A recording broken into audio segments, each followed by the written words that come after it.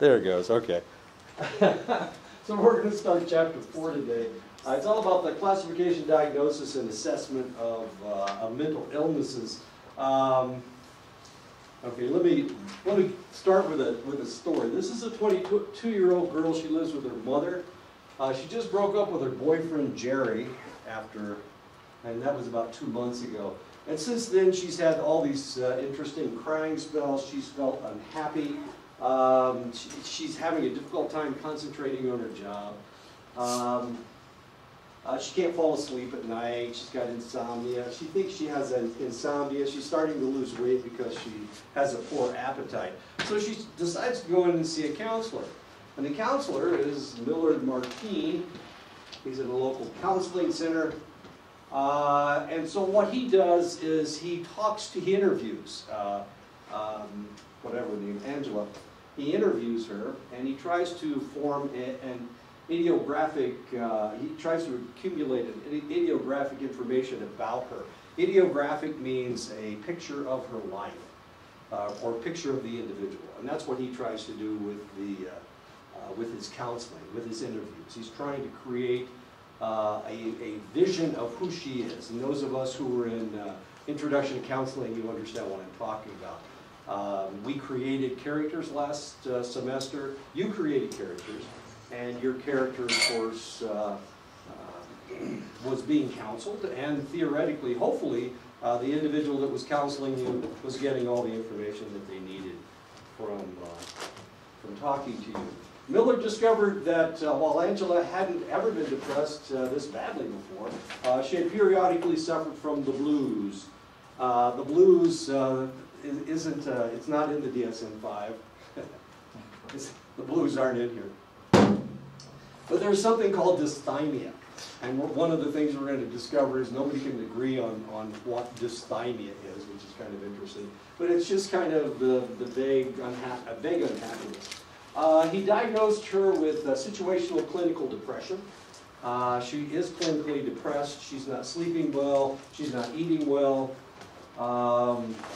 She's having crying spells. She becomes relatively non-functional at different times during the day. And of course, this is, he diagnosed that as situational clinical depression, probably due to her breakup. He decided to treat her with weekly counseling sessions where she comes in and talks to him, and he decided to give her a maintenance dosage of Prozac, maybe to raise her serotonin level just a little bit. Gaining insight from her counseling, Angela discovered that part of her problem stemmed from a desire to study law and living with her mother. Here she is, 22 years old. She's living with her mother, and she's looking for her future. She's seeking her future. And of course, when Jerry was around, Jerry equaled the future potentially, but now she realizes Jerry's out of the picture. Maybe she should look in a different direction. Things need to go in a different direction. And so what she decided to do was study law in Denver, and now she's off her medication. She doesn't need it anymore, and she's studying law, and she's as happy as a clam. She doesn't need Martine anymore. It was situational clinical depression. She just needed something taken care of just for a short period of time, and now she's okay. And that was the diagnosis, situational clinical depression. Diagnosis is Greek for discrimination, discriminating between whatever's going on in your life. After the therapist has gathered an accurate understanding of the client, constructed a clinical picture, they will name the client's problem.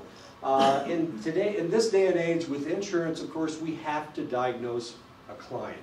Unless we diagnose a client, we can't get any compensation. Compensation comes from whatever type of diagnosis we make about the client.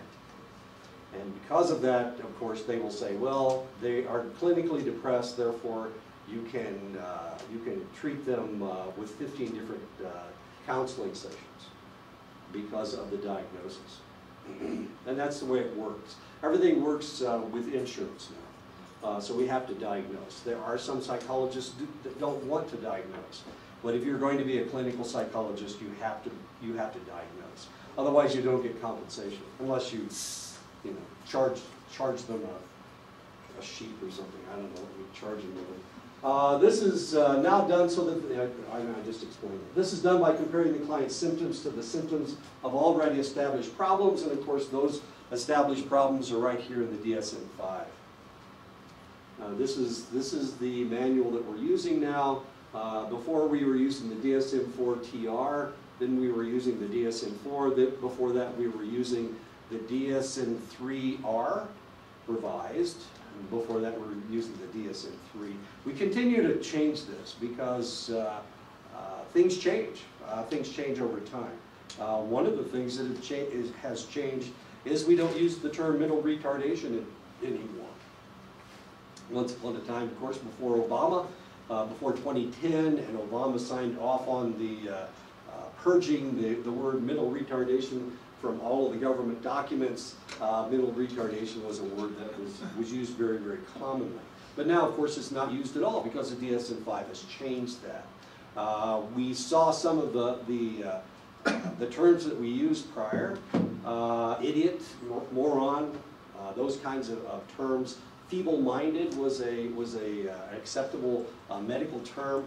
We don't use those terms anymore, and that's why we have to keep changing things. One of the huge things that changed because of the DSM-5 was the concept of autism. Before we had autism, and then we also had Asperger's syndrome. Now they have taken out those two terms, and they put those two terms together, and now it's autism spectrum disorder. And that was huge. We used to talk about people with Asperger's syndrome all the time, and now, of course, that term is passé. We don't use it anymore because it's not in here anymore. There are other, and we're going to be going through all the different problems that you could potentially have. But the DSM-5 has changed a lot of the nomenclature that we use in psychology. And it just came out in 2013, so this is only 3 years old. Most people haven't even gotten through it yet. Most individuals that deal with mental illness have just started to get through the DSM-5. Anyway, DSM-5 is a new book, and it is where we find our classifications. Classification is part of the process that leads to a fundamental understanding of basic principles rather than just a labeling process. So it's actually a process where we're trying to determine what's going on. It's not just labeling, it is actually developing a classification for this select individual with this select problem. The classification system for abnormal behavior has been based in large part in the manner of the classification for physical diseases. And one of the things that you need to know, even though this was printed by the APA, the American, there are two APAs. One is the American Psychiatric Association, and the other is the American Psychological Association. So the American Psychological Association sees things one way. The APA, this APA, the American Psychiatric Association, these guys are psychoanalysts. These are not, they're not Freud, they are Freudian. They're not Rogerians. Well, some of them practice Rogerian therapy, but they're basically use psychoanalysis. It's really kind of interesting. If you go to different colleges in the United States, each one will have a different concentration. The University of North Carolina, Greensboro is a cognitive psychology, practices cognitive psychology primarily. Harvard, on the other hand, is psychoanalysis. If you work with the psychology department at Harvard University, it's all psychoanalysis. In other words, they teach Freud, and that's all they teach. The Harvard University is not backed by the APA, the American Psychological Association, because they're all Freudian. So most of the people that graduate from Harvard and become psychologists do not become psychologists, they become psychiatrists. They become doctors, and then they concentrate in psychology. So this manual wasn't written by that APA. It wasn't written by psychologists. It was written by psychiatrists. And for that reason, there's a lot of interplay going on between the two APAs, the American Psychological Association and the American Psychiatric Association.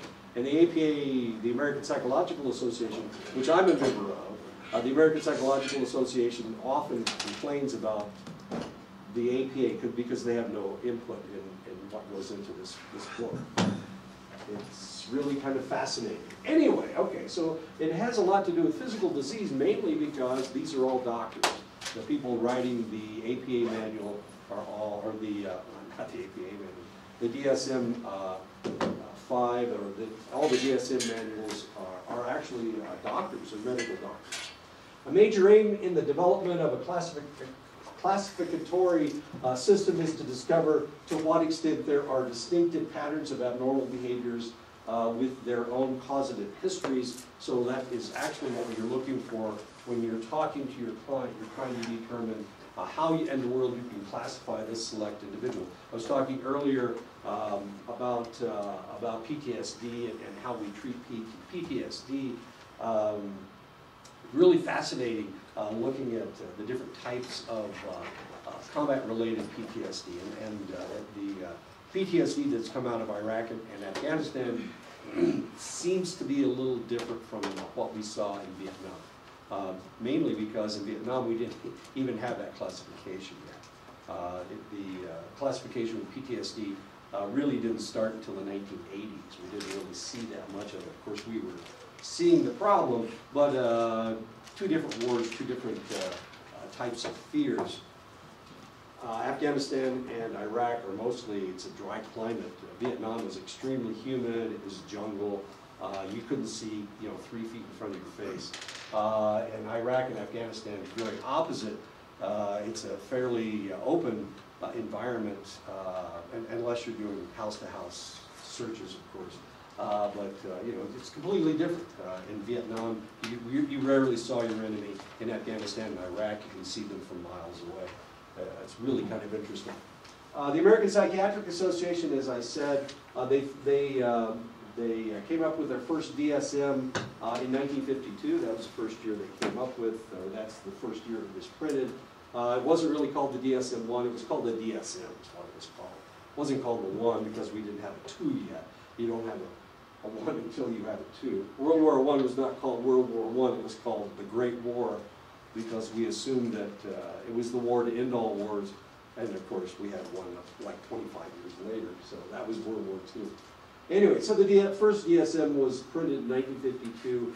By 1968, that's a short 16 years later, they realized, well, they started working on the DSM-2 almost right away, realizing that that many of the mental disorders that they had in DSM-1, they weren't enough. There wasn't enough in there. So by 1968, they printed the DSM-2. The DSM-2 came out, and that was 16 short years later. Dementia praecox was in the DSM, the first DSM, DSM-1, as well as borderline personality disorder. I'm sorry, not borderline, manic depression disorder. Manic depressive disorder. So the second one came out in 1968. I graduated from high school in 1967. So I graduated from high school the year before the DSM-2 came out. So if I had had a psychiatric disorder in 1965 or 1966 or 67, I would have been diagnosed out of the original DSM, the original DSM. In the process, the number of mental disorders listed was increased by 50%. From 1968 to 1952, it almost doubled, well, 1.5 times, I guess. Both the DSM-1 and the DSM-2 diagnoses were strongly influenced by Freudian theories, and of course, it still is to some extent. They have become far more liberal than they were back then. It was exclusively Freud.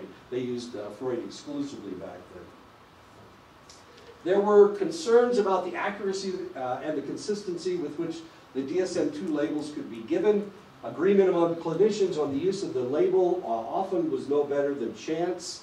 So if you diagnose somebody as having bipolar disorder, not bipolar disorder, dementia praecox, someone else may diagnose them with manic depression, as confusing as that was. So it wasn't, the list of symptoms wasn't very strong. And it didn't become strong until the DSM-3, and the DSM-3 hasn't come out yet. Homosexuality was considered a mental disorder in 1968. It was considered a mental disorder until the DSM-3 came out. Ouch. So here we have a situation that we don't even consider a problem anymore. And in 1968 through the 1970s, it was considered a mental illness. Now, if you are gay, you can get married to another gay person. Whereas in the 60s and 70s, it was considered a mental illness. And you could be arrested and, or you could be put in an asylum for having a gay relationship with somebody. As wonderful as that is. The DSM-3 was published in 1980. I started studying psychology in 1975. So I was studying psychology out of the DSM-2, as confusing as that is. My first abnormal psychology book, you can't even recognize it as an abnormal psychology book today. I still have it at my home in Iowa. It's really kind of a curiosity. The diseases in that book are not anything close to the diseases that you see in these books, or the problems that you see, the disorders that you see. Nowhere close. Schizophrenia isn't even described in a similar manner as it was back in the 60s and 70s. So when I was a graduate student getting my master's degree in counseling, the disorders that I was looking at completely different from what they are today, as confusing as that may be. Criteria became more objective and behavioral in the DSM-3, and for that reason, there are a lot of individuals that still utilize the DSM-3 as the best DSM that has ever come out. They didn't like the 4, the 3 was more specific. They didn't like the 4, they didn't like the 4TR, and now they're complaining about the DSM-5, as horrible and confusing as that is. Anyway. The largest structural change involved the introduction of 5 separate dimensions, or axes, on which individuals could be evaluated in order to give a more complete clinical picture of a person, referred to as the multi-axial diagnoses, and I'm going to show them to you right now. We don't use these anymore, but I'm going to show you what it looked like. This is the 3 and the 4, use the 5 axes. The first axis was clinical disorders or other conditions that may be focused of clinical attention. That was axis 1. So if you were depressed, it would go on axis 1. Axis 2 was personality disorders and mental retardation. So if you had a an intellectual deficit, it would go on the 2nd line. If you had a personality disorder, antisocial personality disorder, narcissistic personality disorder, it would go on the 2nd line.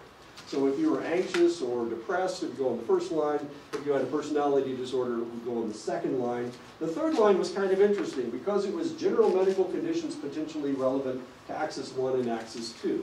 And there are medical situations that can cause problems, such as hypothyroidism will cause depression.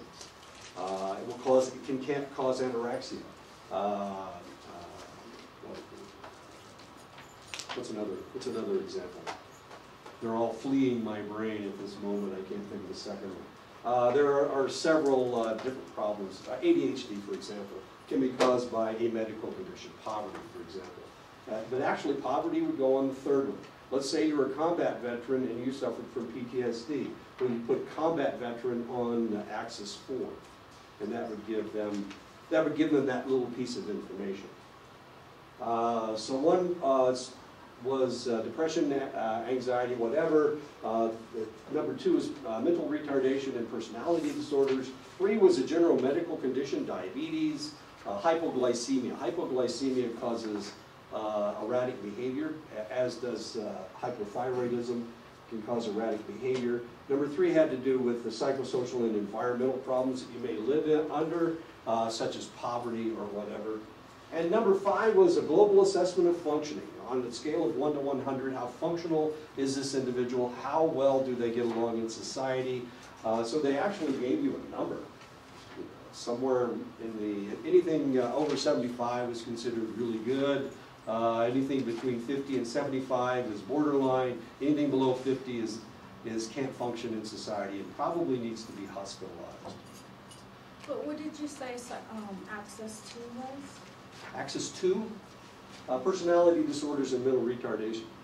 And that's like narcissistic, and then Yeah, narcissistic personality disorder, any of the personality disorders, histrionic personality disorder, borderline personality disorder. A lot of borderlines out there. Most of them are actors, like me. The red light's on. I'm up. I'm on. Okay.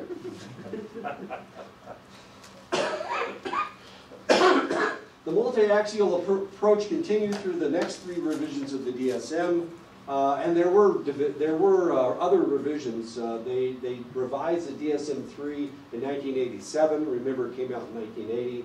Another one came out in 1987. They switched to the DSM-4 in 1994, and they switched from the DSM-4 to the DSM-4 TR in 2000. As a psychologist, starting in the 1970s, I first started reading the DSM-2, then the DSM-3, the DSM-3R, the DSM-4, the DSM-4 TR, and finally now I'm on the DSM-5.